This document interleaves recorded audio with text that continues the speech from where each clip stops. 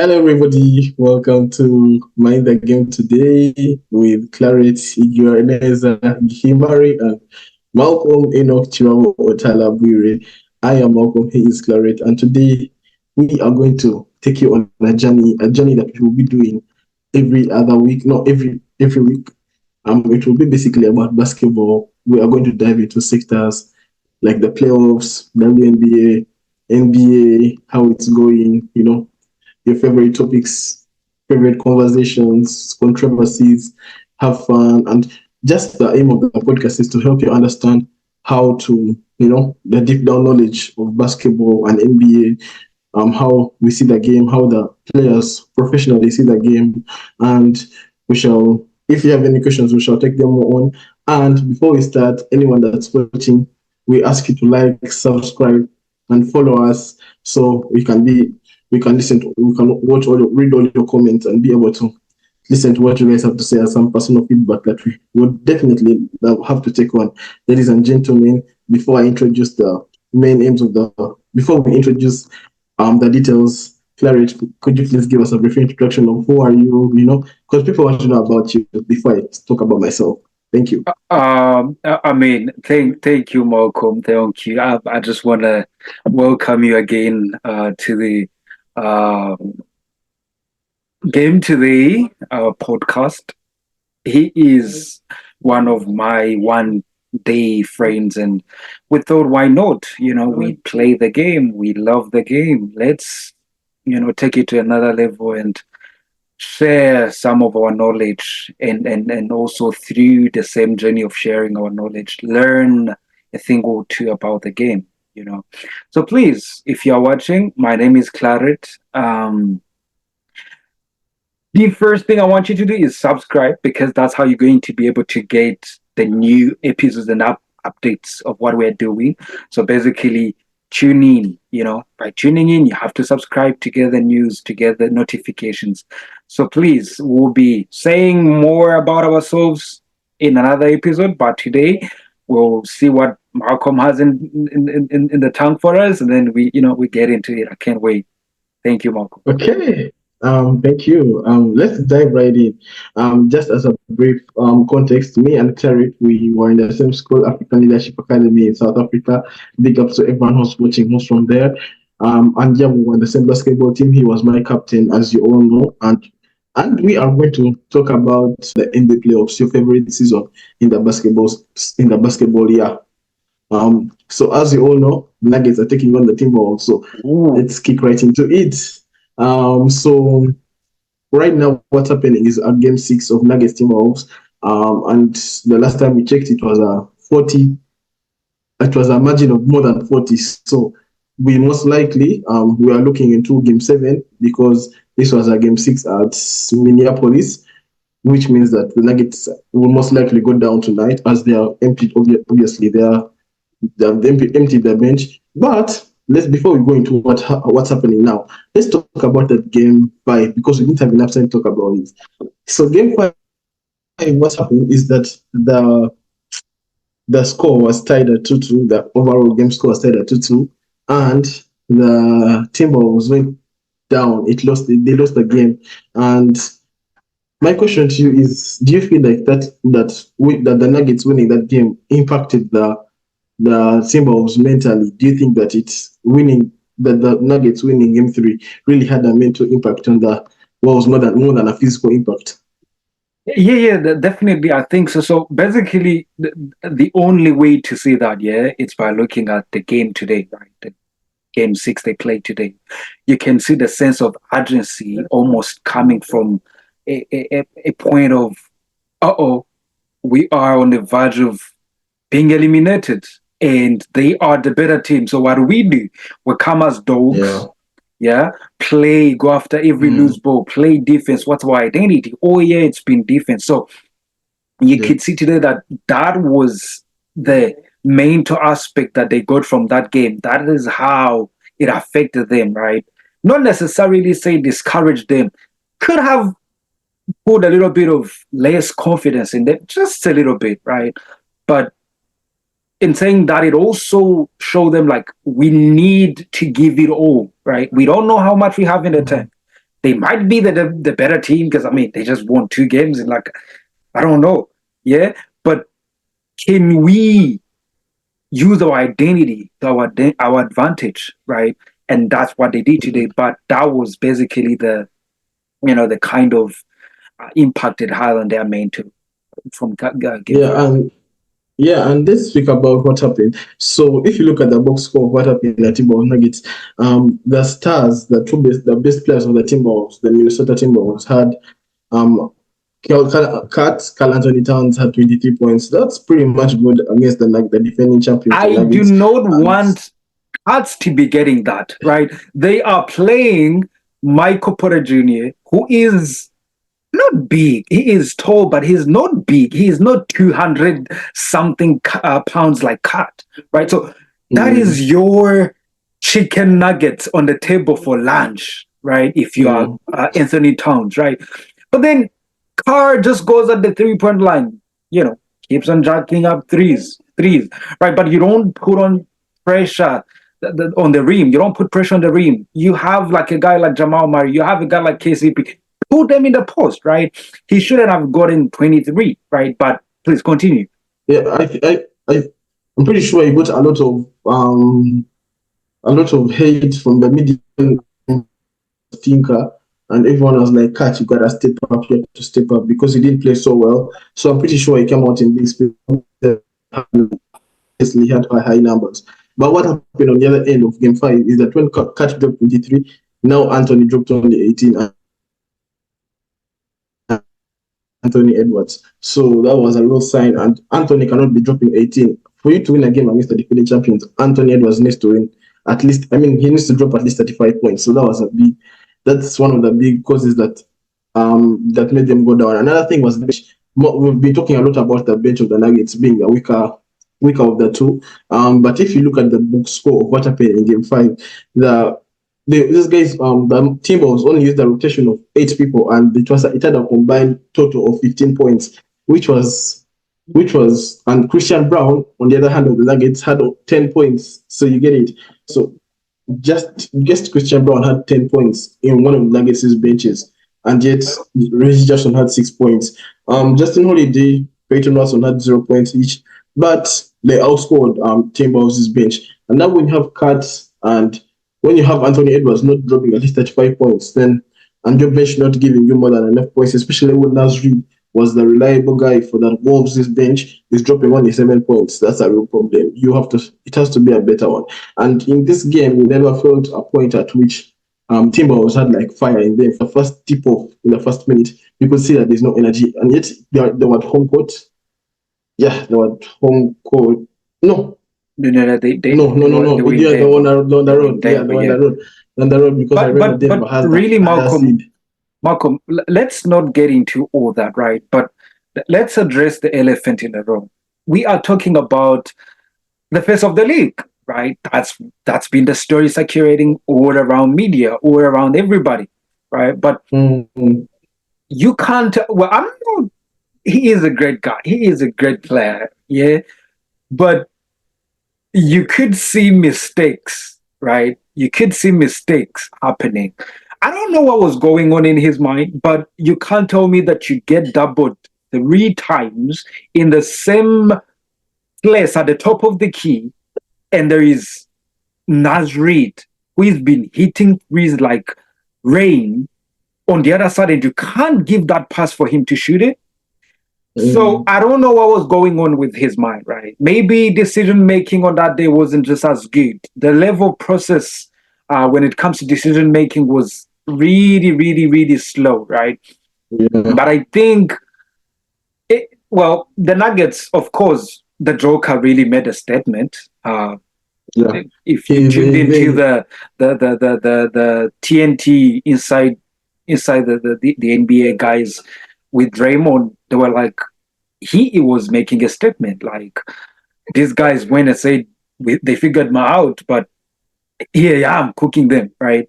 But you could yeah. talk about the bench and everything, but I think Nicola's 40 point and 12 assists, man, it's just not so easy to bypass. But although He is. admin should have done a little bit more. 18 points. Come on, you're the first of the league, they say. You know. Yeah, he should have done so much more, especially because when Nicola dropped 40 points and 13 rebounds, Jamal, the reason why they lost the first two games to the Wolves, obviously, is not Jamal was not playing well. He was just doing cardio in the first half, scoring only 0 points or 2 points. So now he dropped Don't do 16. that He man was like pretty that much on now. he was pretty much on fire. And yet the first two games he sucked. Let's say it away. Let's call a spade a spade. So, but now when Nicola is dropping 40 and Jama is dropping 16. That's a combined 56, which outscores at least three of Denver starters. So, I mean, three of Minnesota starters. So you can't survive like that. And Nasri, who was playing well in the first two games, while they won against the Denver Nuggets, didn't give you anything, and he only he didn't give you anything on the floor. As the lead of the bench franchise. So I was still saying that this game from pretty much the first whistle. I mean, there was even a time I told you I'm not going to watch anymore in the fourth quarter, and I was like, this game is boring. I think it was that quarter. I was like, nah, because you You didn't feel a started sense saying at that in all the that second quarter. You were like, nah, this yeah, game is because boring. I'm like, no, you're being yeah, beaten now. Come on. It's not that it's because boring, but but for the record, I'm not a Timberwolves fan. I'm a Lakers fan, but we are supporting the Timberwolves, I mean, you obviously, should be because supporting Denver because they. nah, Oh man, but nah, I mean, Denver. I get it why you'd bet against Denver after what they did to your Lakers twice in a row, 2 years now. Yeah, But and Malcolm, let me ask but you a question, we'll, right? we'll, we'll, we'll dive into the Lakers later. We'll dive into them way much later because Okay. the Now, really big topic. my question is when you look at what's happening with the what happened with the Timberwolves in the first two games, right? They won. They're like, yeah, we're Mm, here now. Yeah, we are the team. We are the big deal. But then what I saw in game 4 and 5, yeah, I saw a relaxed Timberwolves. They're like, we are up two. We just need two more, right? So who cares? On the road, you can lose, go yeah, home and win. you even we even saw scenarios when they were up to one, and Anthony Edwards was telling his teammates that we good. It's first of all, it's a series, but suddenly when Denver ties 2-2, and now they overtake them to 3-2. Now they don't have momentum. Now you have to win two of the next three games, and one of them is Exactly, at home exactly. and So on the basically, road. the pressure Makes things comes right harder. back to you. The pressure comes Yeah, right the back to you. pressure But and also, momentum. like I get it. It's a game seven. Blah blah blah. But really, you don't have like every position in this series is important. Yeah, every single mistake you make will impact the end of the game, right? So why you could say yes. Don't say relax if you're Anthony Edwards. Probably say something like, "We're good, but we have to be good for Yeah, 48. Not we good up to now. We have to yeah. be good for 48." But anyways, now the game is the series are tied 3-3, and whatever happened in game 5, uh, really let's talk about the impact it had in the game today, right? Yeah. Today, game Um, 6. I don't know, Denver. Come on, I support you, but you didn't look like the team that wanted it. Joker had how many turnovers? I don't want to say it because it's embarrassing. He had zero turnovers when yeah, he had 40. What happened today? yeah, What is zero. going on? He had zero. He had zero. He had zero. And yeah, and the first two games, obviously, that had scared the nation. Sampson is thinking that the Denver Nuggets will even be swept, including I thought so. That was a very unserious. I would admit that was a very naive of me to admit, but the defending No, champions are you never just getting had the swept. the the the the, Not the, with the park impact, no problem. The park effect and the yeah. Charles effect. Yeah, and Stephen A, by the way, also apologized on national television because just thought that the Nuggets would get swept. But those Jesus. first two games, obviously, Anthony Edwards was on fire, but his supporting cast was helping him a lot. He Yeah. was helping him a lot. So now went game three, Cat didn't play well. Rudy Gobert came back and they were cooking him in game 4 and game 5. They were just cooking him and like cooking the guy that really people are now starting to question, well, can we play without Rudy Gobert like in game 2? How we won game 2 without him? People are still in question because what Jokic was doing to him, that was saying that MVP and defensive player of the year are two different people. You know, defensive player of the year is a scam. That was what Jokic. He put a statement out on Rudy Gobert. He couldn't stop him. He was almost like Jalen Brunson and Andrew Nemhard, 100%. So it was really bad. It was No, really no, bad, no, and no. Really, I think like the statement was there. I'm the MVP. You are just a defensive player of the year. But just before we even like because we don't want to use too much time talking about what happened already. But I want you to listen to the today's score, right? Yeah, Denver has 70, game 6. Right, talking about today. mhm. They've just been beaten right now as we speak, right? Denver has 70, yeah. Timberwolves, they've got 115 points, yeah. So you've allowed all those points if you're Denver, right? And 45. That's and a 45 Nikola difference. Nikola Jokic's the MVP. He's got 22 points, 9 rebounds, right? Jamal Murray has got 10 points. Nikola 22, Jamal 10. Even if I don't look at any other person, that tells you the story why they lost, right? I don't want to get Yeah, into the yeah. There's no turnovers way they're and winning again. everything, right? But come Yeah, on. there's no way they're winning a game with Jamal with 10 because Jamal and Nicola have 32 points combined, which means one player in the Wolves can even outscore both of them, both the star players. And it has been affecting Jamal since game one of the playoffs against Lakers. He hasn't been great. He hasn't dropped about. I think his highest was 23 when he shot a very he shot very well in the first half. I Mm, think when he came out in game three. Apart from that playoff high, even in Lakers, he has not really played well, Jamal Murray, and it's going to keep on haunting him. And if they survive the Timberwolves, they might survive the next team as well. The winner of Suns and Mavs, which most likely will be Mavs, considering the fact they are 3-2 up, but they will not survive the Celtics, assuming the Celtics win, because Jamal is like, Jokic needs help, As he much as does. Jokic is the MVP, he still needs help, because to win a game, you have to drop at least 100 points as a team. And if you drop it, as Nicola is dropping only 22, it means you need 78 other points from somewhere. And if Jamal and your bench, which has not been good throughout the whole season and the whole postseason, has not been good, you are going to struggle. You'll get some wins fine because the other team will not win, but the other team will lose, if you understand, right? Like the other team is many turnovers, they're not defending rebounds, if you understand. It's sort of the same thing. You've won and the other team has lost, but you're on the side of more than the other team has lost, you understand? So that's how you can win a game. But um that's how it happened, and that's it. So most likely, I think the game is over. Game six now. I think they'll go Yeah, to it's game over. It's seven. over. You can see that they outscored the Denver Nuggets by 45. That's a big. I think that's like a all-time high or like a record that the Denver's never scored 70 points on this in a full game, let alone in three quarters. So I mean, I'm not in quoting three any quarters. So, statistics, but I can tell you, come on, Denver. Not at least you can have 70, but you cannot have 70 while you allow 100 and something, right? Not at least in the past 3 years or 2 years, right? But yeah. also, my question now to you is, what do you think would be the outcome of Game 7? Mm, that's a good one. I would say the Timberwolves are on the road. Luckily, they go into game seven. But I think, without bias, I think that Denver will just edge that one out. They will, I don't think Jokic will allow them to lose that game. I think he'll drop a minimum of 30 points and 10 rebounds, 10 assists. So I think they'll come out like they came out in game 3 and 4, and they close it out. It will be tight, but I think that the Timberwolves have just.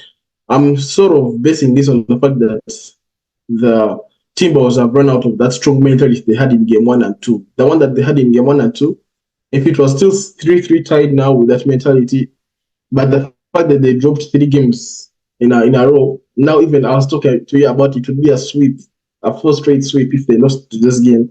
I think that one sort of that's why they won today, because they had to win today, because obviously they would go home if they didn't win today. But as overall as a series, that's why I think that Nuggets still have that. It was a bad game today. It was a bad day, and you could see they didn't just lose by 10 points, 5 points, 3 points. It was a blowout. That the fourth quarter they emptied the bench, so they will accept it. come out on whatever whichever day they're playing. I think today is Wednesday, so they'll come out on Friday. Um, at home with their fans and finish the business, and most likely against the Mavs or the Thunder, because I don't really see any of those Mavs or Thunder. If it was Lakers, I would definitely back my Lakers to win Denver, but unfortunately we got eliminated. So I see Denver reaching the NBA Finals, and that will make things interesting to where we're gonna go ahead. So what do you think about Game 7? Let me even take it just a little bit higher. I think now that the game is tied 3-3, they have up until Sunday. So I want you to count how much time that is, right? That is a lot of time for Michael Malone to do adjustment. So it is for Chris Finch, the coach, right, for the Minnesota. But I'm gonna tell you something, right? When I watched the game today, I saw a lazy Denver Nuggets, right? Not a demotivated or unconfident, just a lazy. So what you say that they're going to win Game 7 makes sense, right? But here's what is going to happen. What the Timberwolves did today was the adjustment they had in Game 2, right? Because it happened and Nas Reed went on a run. So basically, they figured out a way to use Mike Conley, right? And I'm telling you, he was putting a lot of pressure on those big guys today. But what you're going to see is adjustments from Michael Malone, given how much time he has. And I'm taking the Nuggets. And if the Timberwolves have a little faith, just a little faith, to play defense as if it was their last day on this earth, yeah, they can pull this off. I know that is Yeah, the most definitely. the most unpredictable thing, but given how much I saw they wanted it today, if they go in with the same mentality, the mentality that is Game 7, and if you lose, we've made the conference, blah blah blah blah, they can steal. But it's the home of the Nicola, of the freaking of Yeah, nature, of the horses. He is gonna take care of business. He better. yeah, it would be a tough job, but I mean, they've done it once, they've done it twice because they won the first two games on the road. So we are definitely looking forward to watching that match on Sunday. Is it Sunday or Monday? It's gonna be Sunday. Yeah. Sunday. So that's about 3 days. 3 days. That's a lot of time. That's a lot of But time. yeah,